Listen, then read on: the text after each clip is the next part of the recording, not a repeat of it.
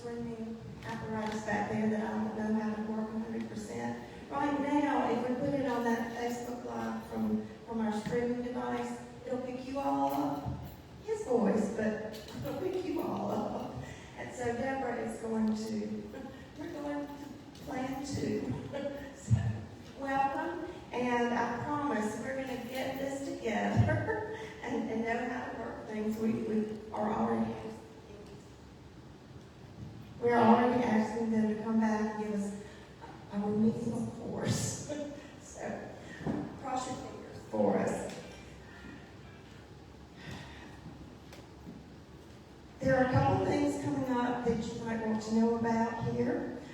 This Saturday, October the 12th, is the Nature and Wildlife Photography by Jean Ott grand opening of that exhibit. It will run through October the 31st.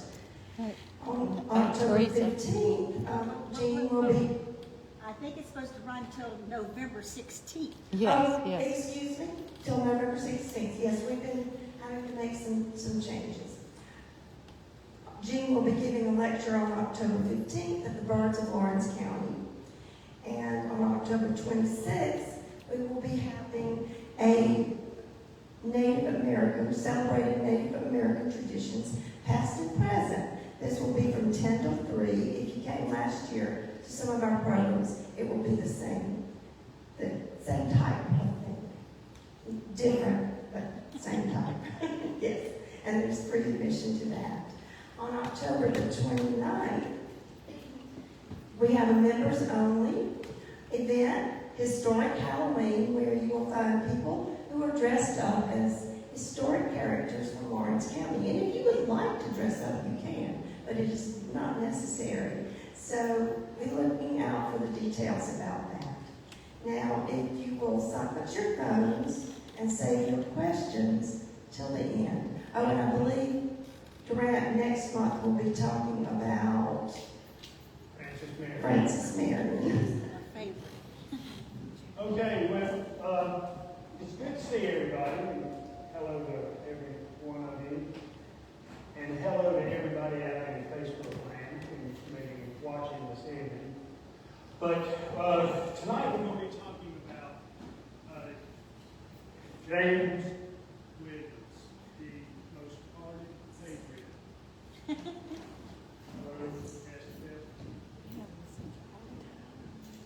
It is. It's Durant. Yes. Durant is the worst. Everybody else it was. Hello? Yes.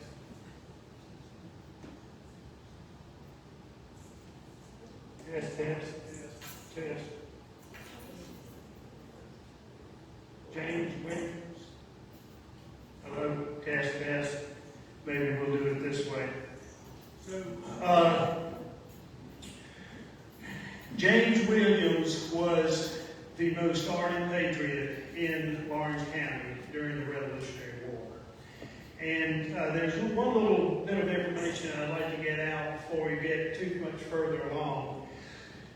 My lecture tonight is going to be based on this book by Will Graves, which is James Williams' Backcountry Revolutionary.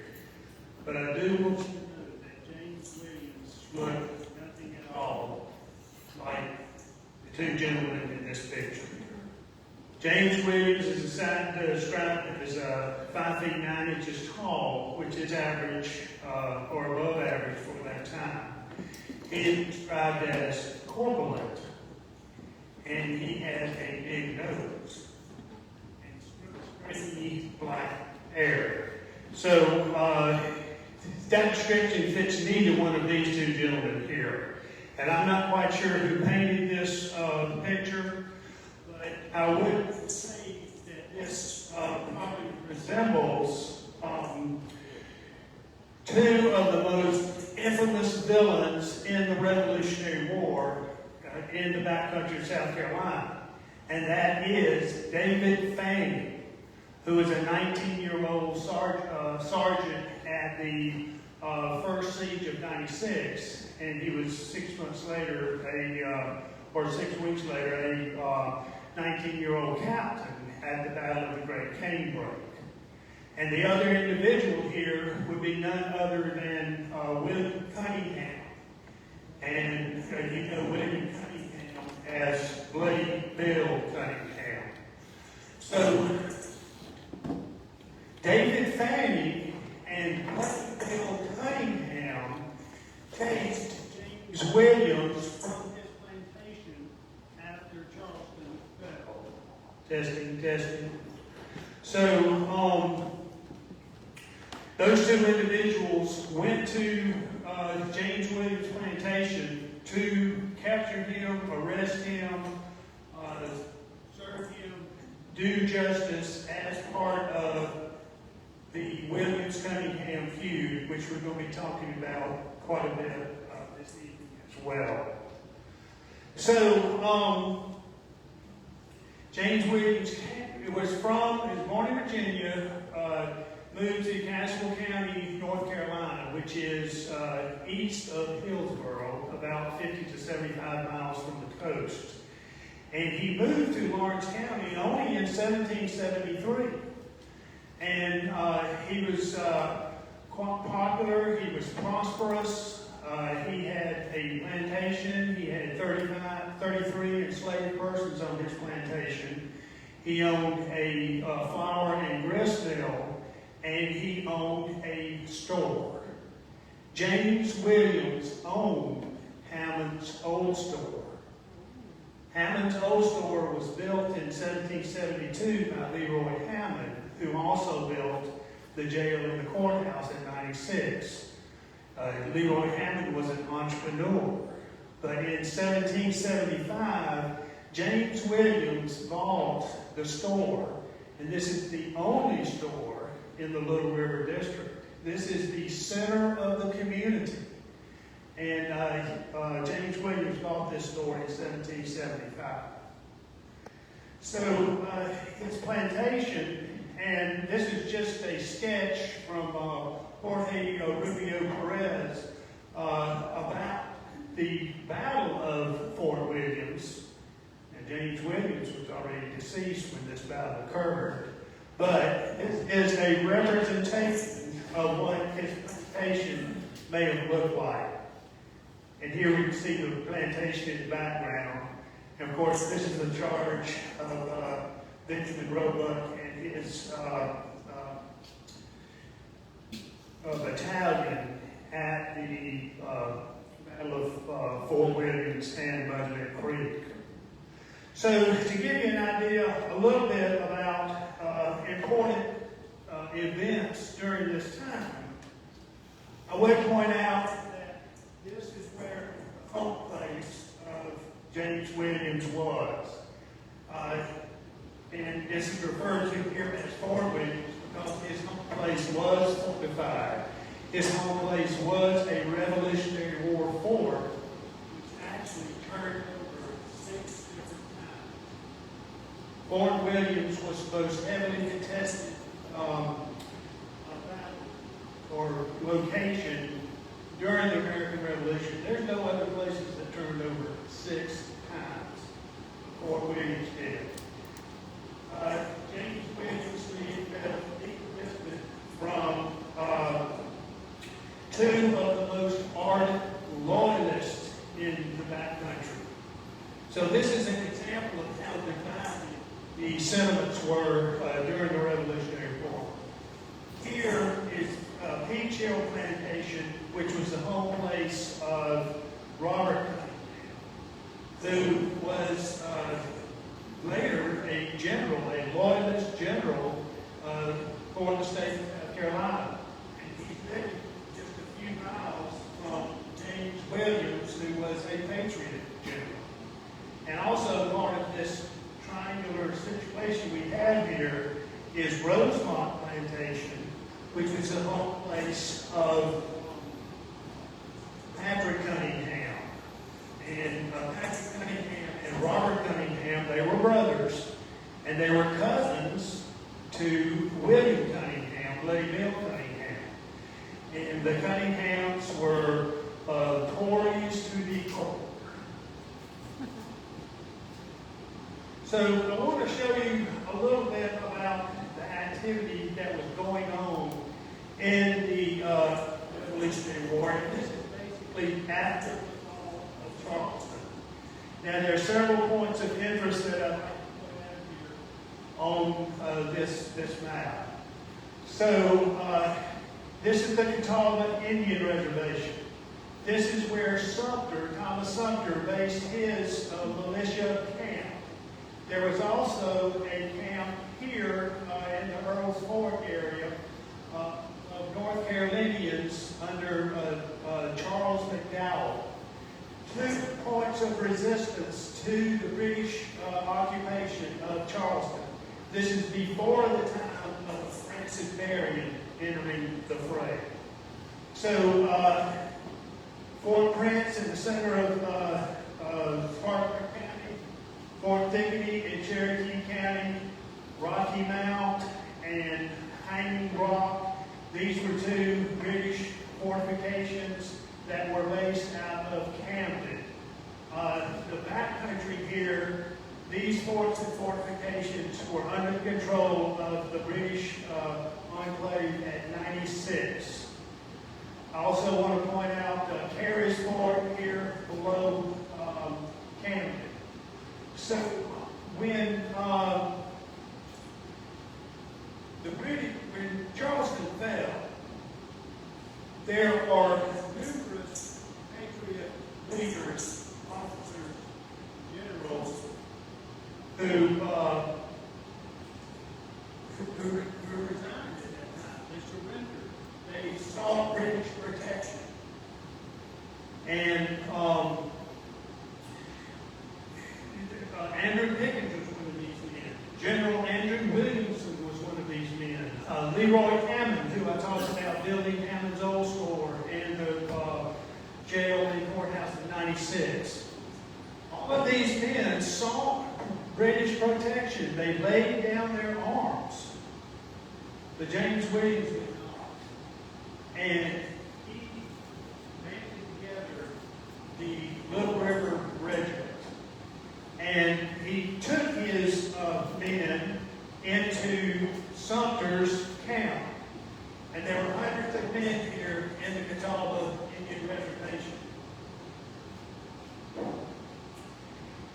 James Williams and the Little River Regiment, when he attacked Rocky Mount. Now, Rocky Mount was a British fortification that was on top of a hill, and it was strewn with boulders. And that was an unsuccessful attack by Sumter because when they set the roof of the fort on fire, a thunderstorm came up, put the roof out, and the British were safe. Now, that was providential then, I suppose. 6 days later, Sumter and his men Hanging Rock, and that was a very successful battle on Sumter's part. And James Williams was involved in that battle. He was under Sumter. Sumter appointed James Williams to be his commissary officer, which is a nice sounding title, but actually means that he was in charge of plundering and foraging for Sumter's camp. And it's not a very popular job to have. So after Hanging Rock, and this is August the 6th of 1780, everybody goes back to Sumter's camp. Everybody's feeling good. They just had a superb victory over British forces at Hanging Rock. During this time, this is the time that Horatio Gates was coming down with a 2,000-man Continental Army, and he's coming to rectify the situation in South Carolina with the British possessing Charleston and these forts at Georgetown, Camden, 96, and Augusta. Those were the main headquarters that the British had. So, as Gates is coming down, he is communicating with Thomas Sumter. And Gates did not have authority over Sumter. Sumter was operating under the behest of the governor, John Rutledge, but there was not a direct relationship at all there with the Continental Army. And this is something bedevil the Continental Army for the remainder of the war. But anyway, as Gates was coming down, he communicated to Sumter, and Sumter suggested that he take his regiment and attack the British supply train at Carey's Ford, which is below Sumter, but below Camden, I'm sorry. So, as he takes his men down there, he captures that fort, which was only guarded by 35 men, and it had the British wagon train. It had their tents, it had their blankets, it had their cattle, 200 cattle. So all those accoutrements of war, this is ammunition and shot, gunpowder. He captured that. And in addition to that, there were about 75 men of the 71st Regiment of Foot coming to Camden. And when they got to Carey's Ford, they didn't realize that it was a Patriot militia who owned the fort. They just walked right in and they were captured. So now Sumter has 100 prisoners, 200 or 300 head of cattle, 18 huge battle wagons loaded down, and he starts to take this back in the direction of his camp in the Catawba Reservation. In addition to that, Thomas Sumter had convinced Horatio Gates that it'd be a real good idea if he would take the 5th Maryland Regiment of 300 men and block between Carey's Fort and Camden so that reinforcements couldn't come to Carey's Fort. That was 300 men that Horatio Gates did not have in the Battle of Camden, which occurred the next day. And so when Sumter decided to go down to Carey's Fort, James Williams was not too keen on that idea.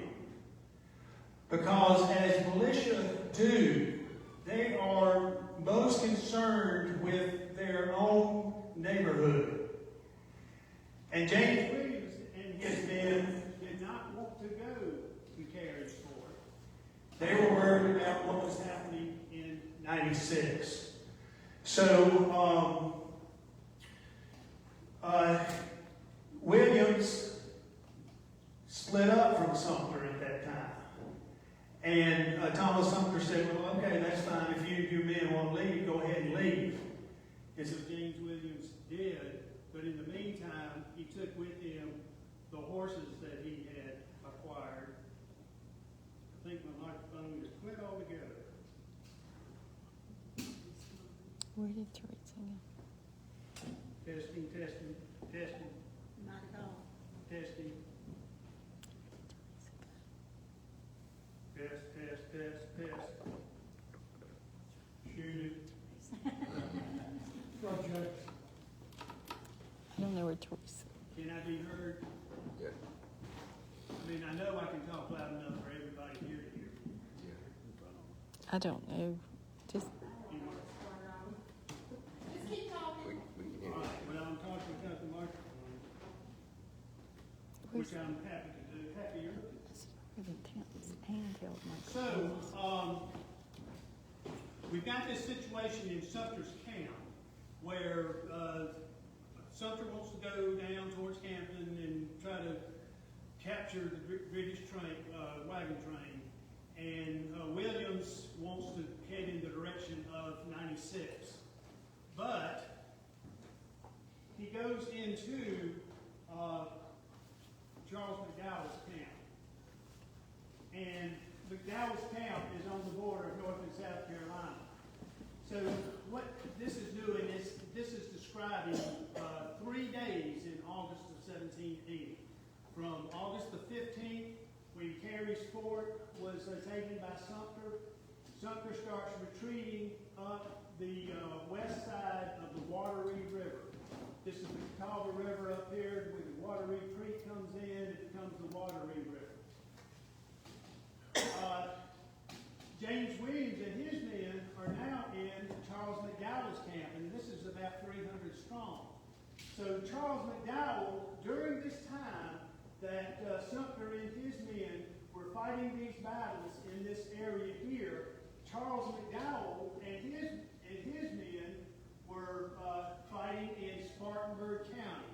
And this is when there were 5 battles in 4 days in Spartanburg County that pushed British lines back 40 miles because the British, they had to abandon Fort Prince, was their outpost in Spartanburg County, and they never regained that territory. So much is going on. Sumter's winning battles. McDowell and his men are winning battles. Over the mountains, where Isaac Shelby and John Sevier and the Overmount men were, there was a steady bit of communication going back and forth over those mountains. And the Overmount men heard about these victories with McDowell's camp. So Isaac Shelby just basically comes into McDowell's camp with about 60 or so men to check things out. He wanted to see what was going on. And at the same time, Elijah Clark from Georgia, he had a contingent of 60 men that he brought up into McDowell's camp. So what we have was July the 12th to July the 16th. That's when those battles in Spartanburg County occurred. Also on July the 12th, that's when Huck's defeat occurred with William Bratton and Sumter's men defeating Christian Huck. And this was a big victory. So things were sort of looking up.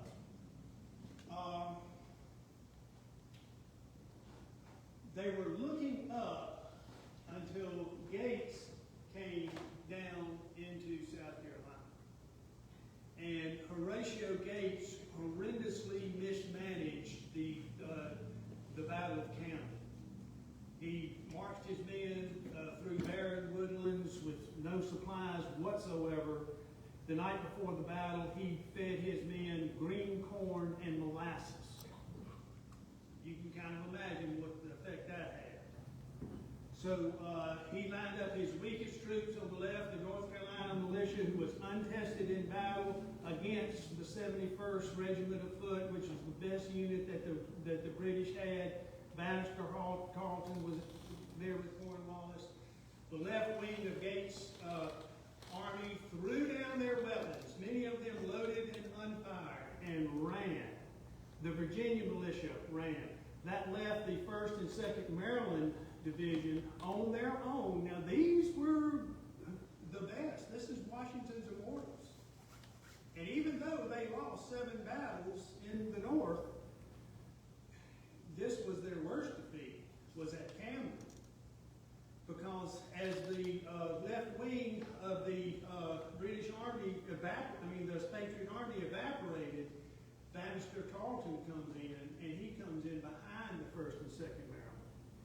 And half of those regiments were captured or killed. The ones that got away ran through the swamp, and that was the only way that they got away. So, in the Battle of Camden, August the 16th, that was a very tremendous, the worst defeat. The capture of Charleston was the worst defeat. But the Battle of Camden was so demoralizing. And there were 600 men captured at the Battle of Camden. And it was just a slaughter. Baron the Cow was killed there. Sumter and his men, with their baggage, they start proceeding up the west bank of the Wateree. And they are being chased by 2 groups of British provincials.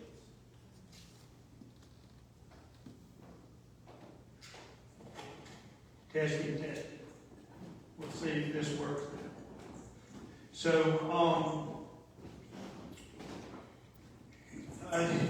Sumter and his men are being followed by Colonel and another group of provincials.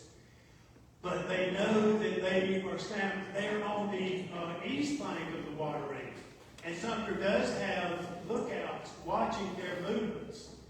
And he knows that they are stymied, they can't get across.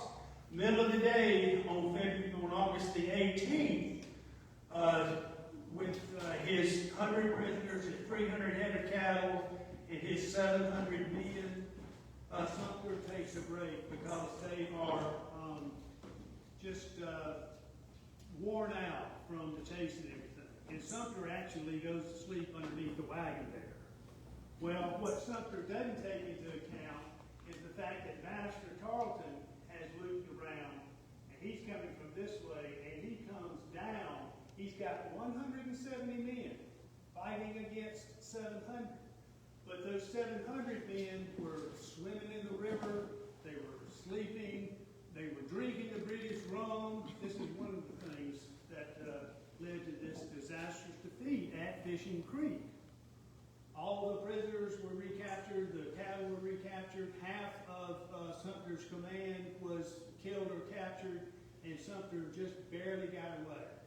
So as bad as it was on August the 16th, with the Battle of Camden, now it's worse, because Sumter has lost half of his command, and he barely gets away. But on that same day, from McDowell's camp, with 60 of James Williams' Little River Regiment, and about 60 of Isaac Shelby and Overmount men, and 60 men with Elijah Clark from Georgia, they have word that there's 200 loyalist, militia, and provincials here at Musgroveville. And with these colonels, these three colonels, and this is referred to as command by committee, these three colonels had equal rank. This arrangement was repeated at Kings Mountain. But, so they come on and ride all overnight, and they get down to Musgroveville. And when they are at Musgroveville, they suddenly get word that overnight the loyalists who were camped there had been reinforced by 300, again, provincials and militia under the command of Alexander Ennis. So now there's 500 loyalists at Musgroveville, and there's 200 patriots that have ridden all night long and are worn out by the time they get to Musgroveville first thing in the morning. The patrols with each group, they discovered, ran into each other, shots were fired. There was no element of surprise whatsoever. And that's what they were counting on to lead to the victory. So quickly, the three colonels decided to set up a rudimentary breastworks at the top of an old Indian or Cherokee agricultural field. And so they lined their men up in sort of a semicircular fashion. And they had about 15 sharpshooters on one flank and 16 sharpshooters on the other flank. And they wanted to entice the Tories to come to battle. And so the hero of this battle is Captain Shadrach Inman from Georgia. And he has about 10 or 15 of his fellow compatriots, and they charged down. A few different stories about what happened, but they charged down and they engaged the 500 that are just on the other side of the Enoree River. And they back up, and they charge, and they back up. And finally, the Tories got tired of that, and they started coming across the river in droves, going after Shadrach Inman. And he starts retreating. And he's retreating as they fire. And here come those British forces. Now this old agricultural field is broken. It's wavy, it's hilly. It's not uniform. It's virtually impossible to maintain a solid, cohesive line. And this is the way these troops were, marching forward.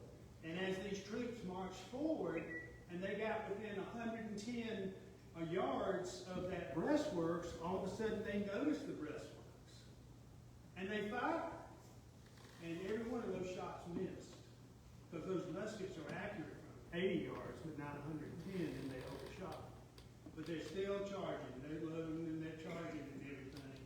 And the Patriots there have instructions, orders, to hold your fire, and again, instead of white of the eyes or 50 yards, however you want to look at it.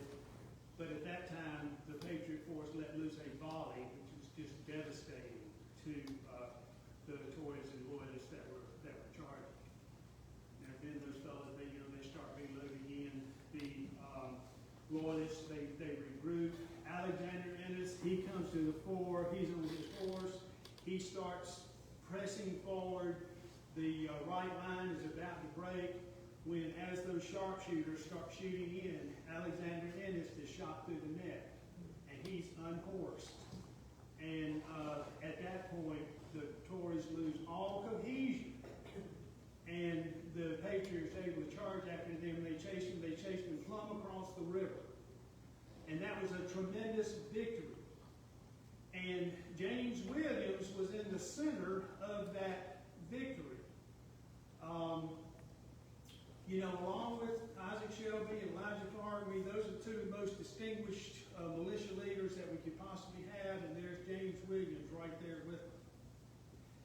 And as dark and gloomy a time as it was after Camden fell and after Fishing Creek, now there's a ray of hope. There's a victory. There's a nice sign right there. And James Williams started getting a lot of accolades as a result of that. And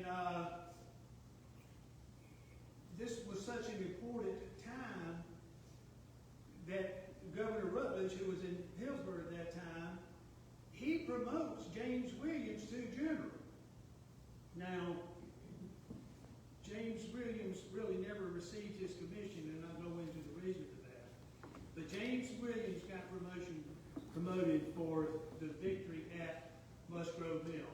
And I'll tell you this, we talk a lot about, this is what the turning point, it wasn't for this battle, we would have lost, and all this sort of thing. And you can make that claim with lots of battles in South Carolina. And we have to recognize that we're going to be talking about a turning point war. It was Saratoga in 1777. That's when the French entered. I mean, there's no doubt Saratoga was our really most important victory. But in the Southern campaign, when you look at how low the fortunes were after Camden, after Fishing Creek, here's Musgrove Mill. Folks, there were no defeats after Musgrove Mill. After Musgrove Mill, Patriot forces started to rise. Now, Nathaniel Greene came down and he had his 5 battles where he actually lost because he gave the field to the British. But these were tactical defeats, strategic victories. And I'm not saying that Greene had a losing record, even though he didn't keep the field. There were no major defeats after Musgrove Mill. This was a turning point. This was the turning point in the Southern campaign in the Revolutionary War. And that happened 20 miles from right here. So,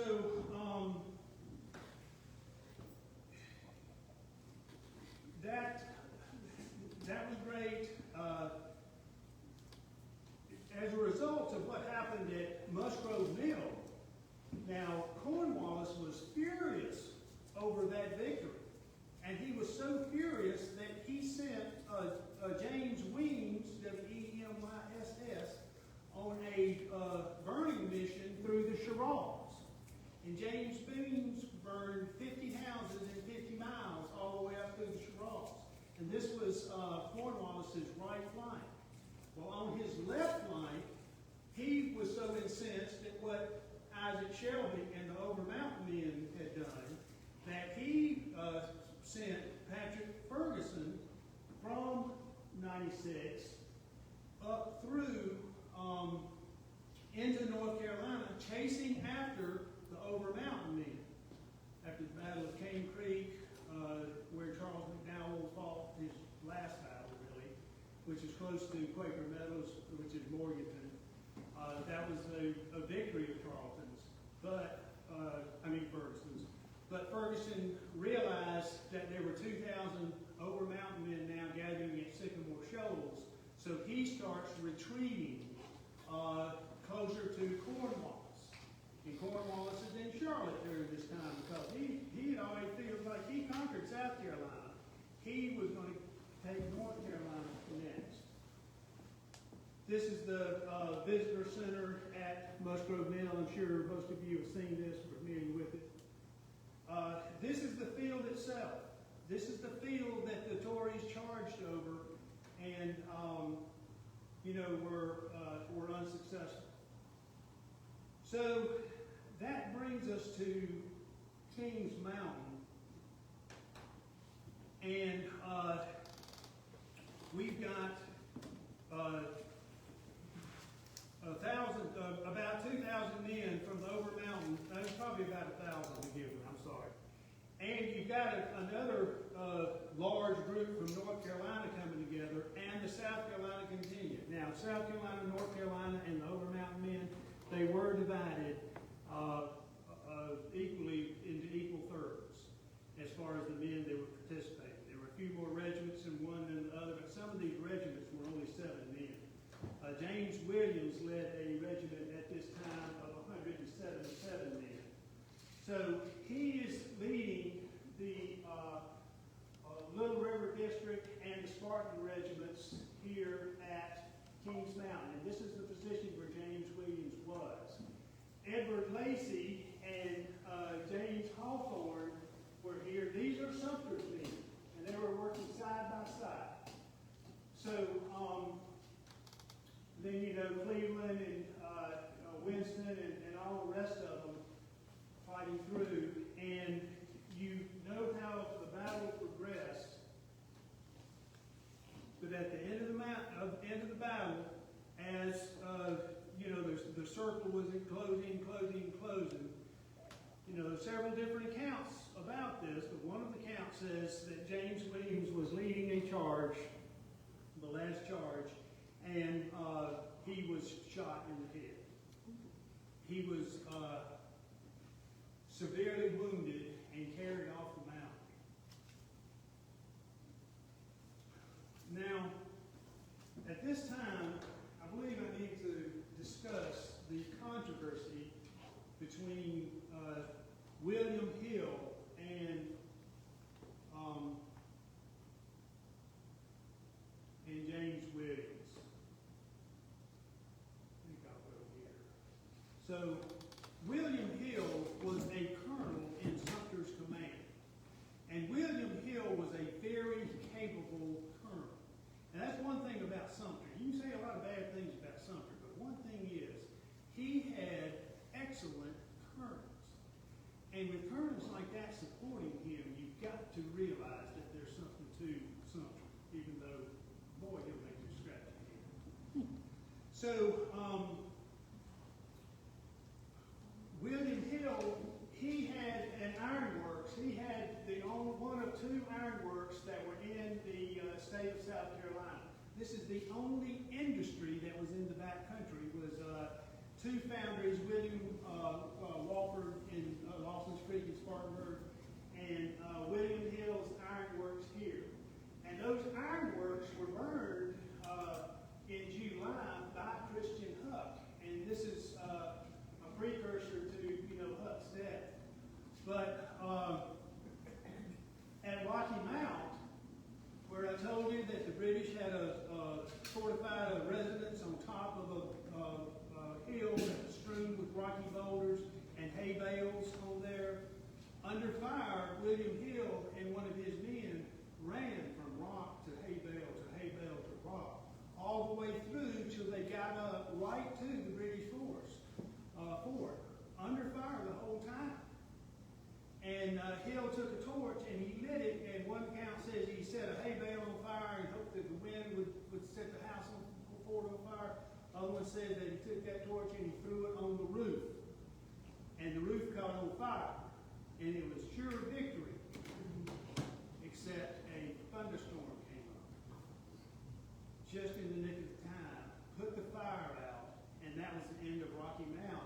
and Sumter had to retreat. Now, William Hill was wounded at a certain point during this time. Even though he commanded his regiment, he was with them as they gathered together at Cowpens the night before the Battle of Kings Mountain. William Hill sent Hawthorne, or Hawthorne was second in command. William Hill was too wounded. I think he was wounded in the shoulder. And he was not capable of the fight at Kings Mountain. As good a officer as William Hill was, he absolutely destroyed his reputation here recently based on a memoir he wrote of his life and his experiences in the Revolutionary War. He wrote this memoir in 1814. He dictated it to his 15-year-old grandson. And in this memoir, the grandson says he was in his dotage when this memoir was written. And the family tried to discourage him from publishing it. But in this memoir, he had the most incredible nonsense that you can imagine. And he was talking about the hatred between Sumter's men and William's men. And he says William's men hated him as well, that they were throwing rocks at him. And that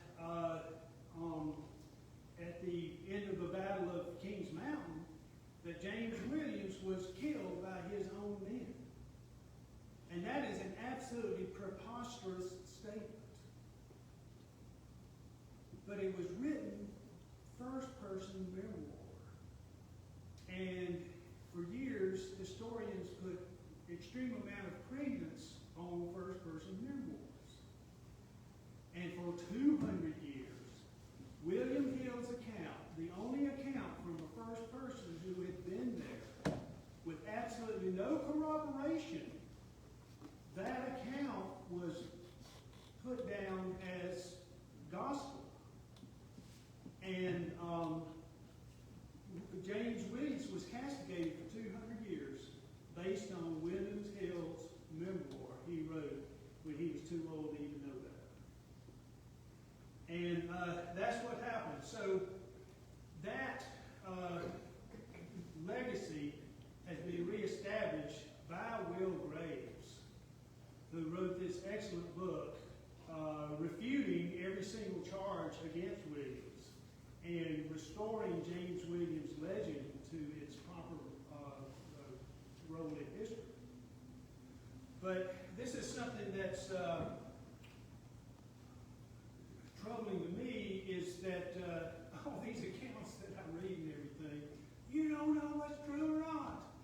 You know, a lot of these are written by people 50 years after the fact, and they get dates mixed up, they get battles mixed up. And even though we love first-person resources, you've really got to look at it closely. And, you know, I bought this book at Kings Mountain Bookshop, and I was looking for it. But I also was going through the bookshop there, and I saw right there on the shelf, you know, The Battle of Kings Mountain by a retired ranger from Kings Mountain. And in that book, when I bought it and took it home, and I had this at the same time, I read it, and in that book, this retired ranger says that James Williams was killed by his own men. And I knew then that was a lie, so I took the book and threw it in the trash can and never read it again. But at the time when I bought this book, I had to look and search for it because it was way down on the bottom shelf. But the book saying he died, was killed by his own men, is right up front and center. And I had a little conversation with the people behind the desk at that, and I don't know if those conversations might ever carry any weight or not, but the next time I went back to Kings Mountain, this book was right up front and center. And I have yet to see another copy of it, of that other ranger's book. Even though I'm sure he's a great guy. That was what everybody thought back in the 80s. James Williams was killed by his own men, and this was something that really, was promoted. So,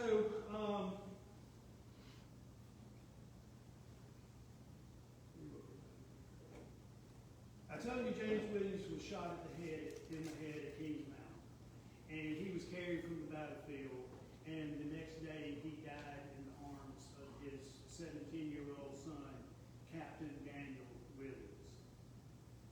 And this is a look, not showing up. There we go. This was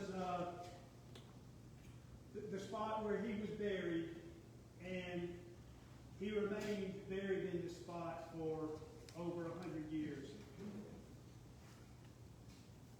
Here is a picture showing, Fred Bowen drew this, showing the burial of James Williams. If you look here, he's in this shroud. That shroud is a raw beef hide. When I heard that James Williams was buried in a raw beef hide and buried in the ground, I thought that's the most disgusting thing you could possibly hear. And then I remembered that Patrick Ferguson was wrapped in a raw beef hide when he was thrown into his grave on Kings Mountain. That was a funerary practice back then. When those raw beef hides dry to raw hide, it's a casket. So James Williams was buried there until 1898. And in 1898, the fine citizens of Gaffney decided that it would be a wonderful idea to dig up the grave. And they did. And it was stored, we don't know where, for a few years. And there's one story that the head was being displayed on Main Street in Gaffney or something like that. But, so, finally though, James Williams did get buried in his due place of honor. And this is right here. This is on Main Street in Gaffney. You know, the folks in Lawrence, I mean, for 100 years, they could have gotten James Williams' body, the people knew where it was, and brought it back and put it in the family cemetery or something like that. But it was the citizens of Gaffney who did exhume the body. The DA, that marker I was showing you, I believe the DAR put that up in about 1910. But this is on Main Street in Gaffney. And if you notice the building behind it, this is an old Carnegie library. It's very attractive brickwork and so forth.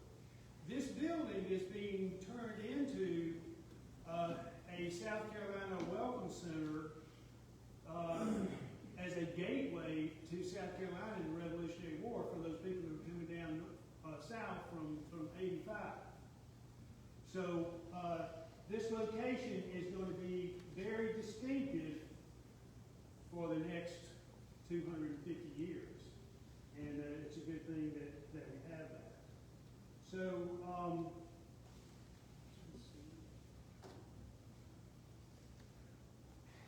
I did want to talk to you about another factor involved with James Williams' life, and that is the Williams-Cunningham feud. Now, James Williams owned Hammond's Old Store, center of the community. Hammond's Old Store was where you went to vote. In 1778, there was an election for the South Carolina State Representatives. And James Williams ran. Now, he was elected to the first and second South Carolina provincial congresses. But now he's running for the state legislature based on the Constitution of 1778. And his opponent is none other than Robert Cunningham, who lives here at Peach Hill, the most ardent loyalist in the state, versus the most ardent patriot in the state. And they had a debate at Hammond's Old Store. And the debate got so heated that they had a fist fight at Hammond's Old Store. And Robert Cunningham won. He won the fist fight. And he won the election.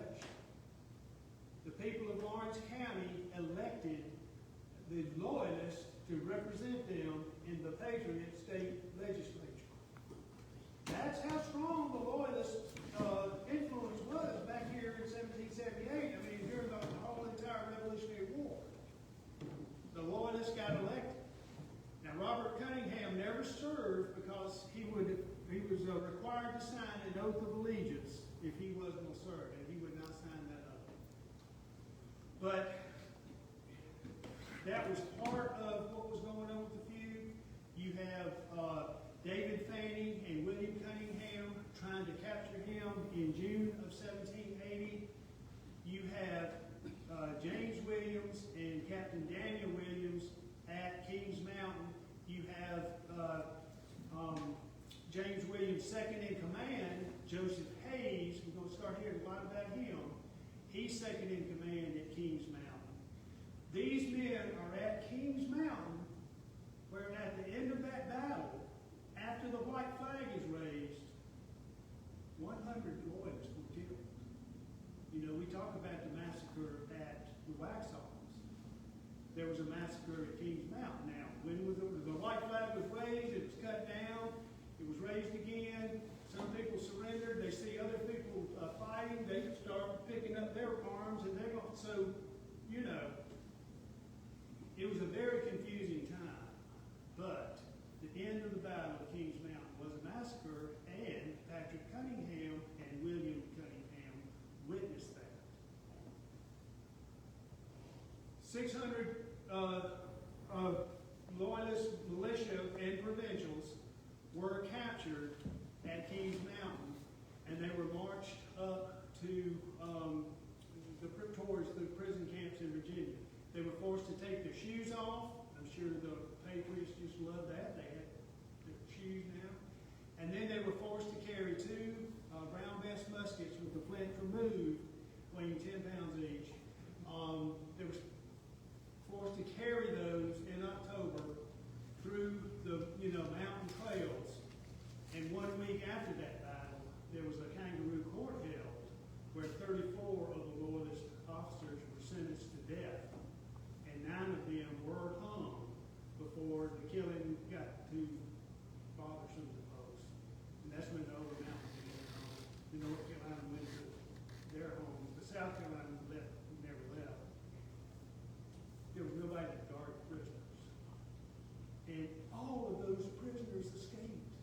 There's a record of 60 of them in the Moravian towns a couple of weeks or a month later. And the Moravians, they were just dumped on the Moravians because they knew that the Moravians would take care of them. But these men escaped, and they came back to 96.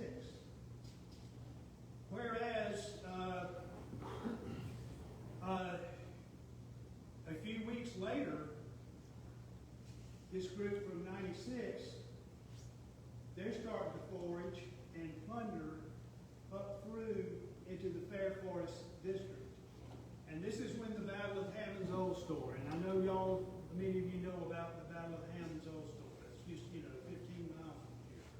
William Washington and 80 Continental Light Dragoons, along with mounted riflemen, the Joseph Hayes and the Little River Regiment, Thomas Brandon, 2nd Spartan Regiment, Samuel Hammond, and the Lower 96th District, which is Newberry County. 200 mounted riflemen with 80 of William Washington's dragoons are fighting against these 250 plundering Tories. And these plundering Tories are Thomas Pearson of the Little River Regiment, Patrick Cunningham of the 96th Regiment, Benjamin Wofford of the Spartan Loyalist Regiment. I mean, these are neighbors fighting neighbors. They're at Hammond's Old Store, 15 miles from here. And it was a slaughter. William Cunningham was there. Patrick Cunningham was there. Of those 250 Loyalists, 150 of them were killed or wounded. 40 were captured. 60 escaped to fight the next day. This is after the British had fortified Fort Williams. Hammond's Old Store here. 90% of the Loyalist force was killed or captured at Hammond's old store. Now, they've regrouped down here at Fort Williams. The next day, December 31st, William Washington sends Joseph Hayes, who is James Williams' best friend. And Joseph Hayes was the executor of James Williams' estate. He sends Joseph Hayes and the Little River Regiment down to Fort Williams, along with 10 members of the 1st Continental Light Dragoons under Cornet James Simmons. So Cunningham says, "Oh, give us 30 minutes or so to decide what we're going to do," because demand for surrender. And Robert Cunningham starts sending his men out the back. And when Joseph Hayes realized what was going on, they attacked, and they killed 8 more loyalists at that time. Patrick Cunningham was there, William Cunningham was there, Robert Cunningham was there.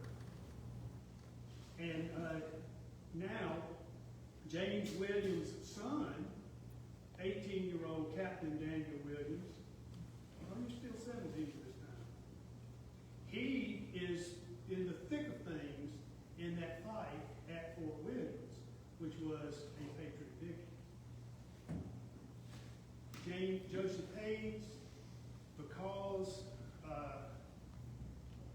he did not want the British to reoccupy and refortify Fort Williams, Joseph Hayes burned his best friend's plantation to the ground.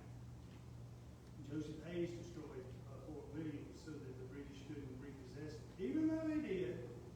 And it was still a desirable place because after Greene abandoned his siege of 96, the next night, he came back and the Continental Army under Nathaniel Greene was camped right here at Fort Williams. And the reason was that there was an artesian spring there. And that was why Fort Williams was there in the first place, because of that artesian spring. So, these are incidents that occur between the Williams and the Cunninghams. And it culminates a month after Yorktown, when the British forces are forced into Charleston. They're in a 30-mile area around Charleston. And the British commander there, Mr. Balfour, on a last gasp, he sends a retaliation and retribution raid throughout the state of South Carolina. 300 bloodthirsty, degenerate renegades under the command of William Cunningham, Bloody Bill Cunningham. This is where they start their bloody scout through the state of South Carolina. Killed 27 at Clouds Creek, killed 6 in Newberry County. Now they're at Hayes Station, which is Joseph Hayes' stagecoach stop. There's a blacksmith shop there. And so Bloody Bill Cunningham is coming after him, and he first goes to Fort Williams. Hayes gets a little warning that Cunningham's on the loose, so they rush and they fortify a blockhouse there at the stagecoach shop. 300 men surround it. There's some shots fired. One's killed on each side. Bloody Bill sets the roof of the blockhouse on fire. And so as it's burning, Joseph Hayes sticks his head out the door and says, "If we surrender, would you treat us as prisoners of war?" And William Cunningham says, "Sure, come on out." So they came on out. 18 men had their hands tied behind their back. Bloody Bill looks to his surrounding horde and he says, "Is anybody here who's done you wrong? If so, now's your chance for retribution. Is there anybody here who has done you right and you may want to reprieve from a certain death right now?" And several of those men at Hayes Station were reprieved. Major Jonathan Downs was one of them. Honest Bill Blakely was another. And there's others that were as well. But that left 18 men that Bloody Bill Cunningham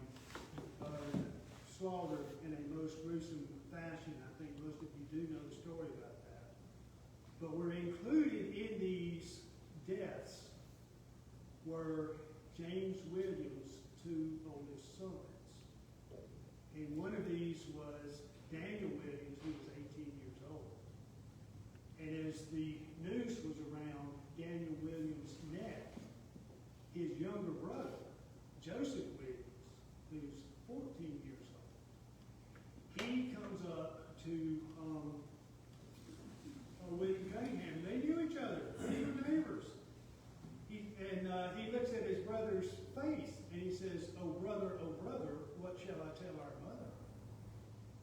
And Bloody Bill looks at him and says, you'll tell her nothing, you damn rebel sucker. And he takes his sword and he runs that 14-year-old boy through right there.